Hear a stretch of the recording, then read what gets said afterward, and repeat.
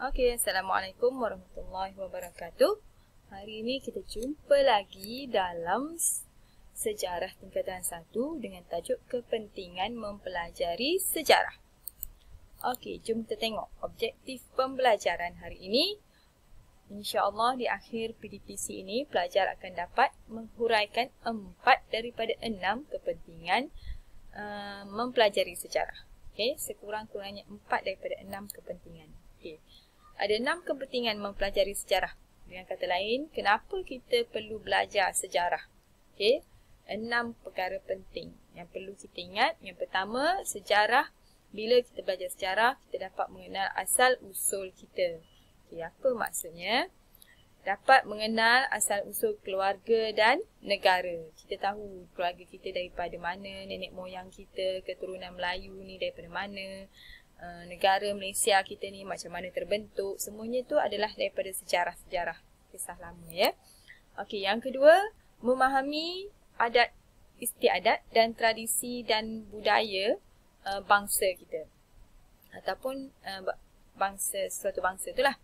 Okey, dengan melalui sejarah ni kita dapat mengenal adat istiadat yang kadang-kadang adat istiadat, tradisi dan budaya tersebut sudah tidak diamalkan sekarang. Tapi bila kita belajar sejarah, kita dapat tahu nenek moyang, amalan nenek moyang kita dulu macam mana Islam tu datang pada kita dan sebagainya. Okey, semuanya kita belajar melalui sejarah. Okey, yang kedua, kita belajar sejarah sebab kita nak ambil iktibar. Okey, mengambil pengajaran daripada sejarah yang berlaku. Sejarah pahit, sejarah manis, sebagainya, kita ambil iktibar daripada apa yang dah berlaku. Dan supaya kesilapan lepas tidak akan diulang. Okay? Kesilapan yang berlaku dalam sejarah-sejarah lepas tidak akan diulang. Contohnya, kisah macam mana Melaka jatuh ke tangan Portugis. Okay?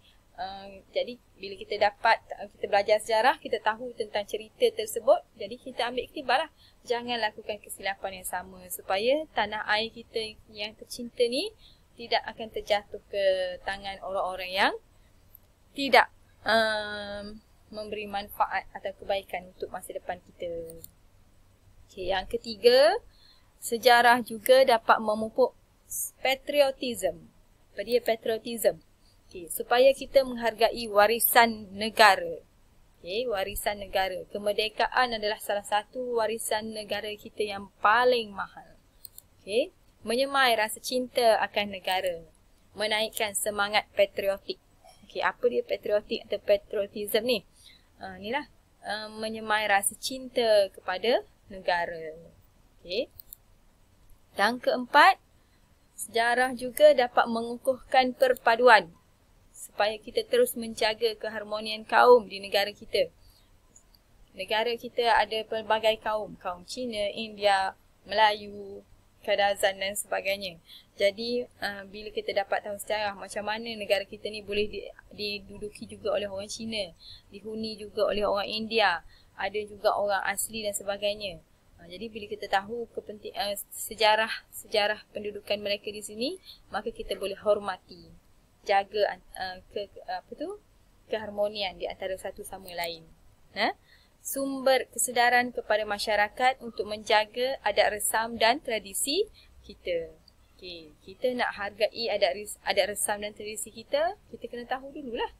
Kena tahu dulu apa dia adat resam kita, apa dia tradisi kita, macam mana kita nak tahu semua ni melalui sejarah.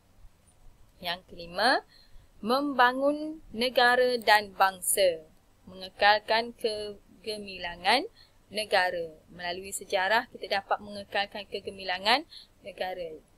Contohnya, kita tahu zaman-zaman dahulu Melaka adalah negara walaupun dia kecil tapi sebuah kerajaan yang sangat kuat dan yang sangat termasyhur di seluruh dunia. Jadi, daripada belajar ciri-ciri sejarah Melaka, kita ada jati diri dan kita rasa kita nak kekalkan kegemilangan negara. Okay, memahami budaya dahulu dan kini dan membuat bandingan bagi membangunkan negara dan bangsa pada masa akan datang. Kita tahu melalui sejarah, kita tahu apa kesilapan yang berlaku pada zaman dulu, jadi kita tak ulang dan kita baiki untuk masa depan kita. Yang keenam, last kali, terakhir. Mengaplikasikan kemahiran pemikiran sejarah.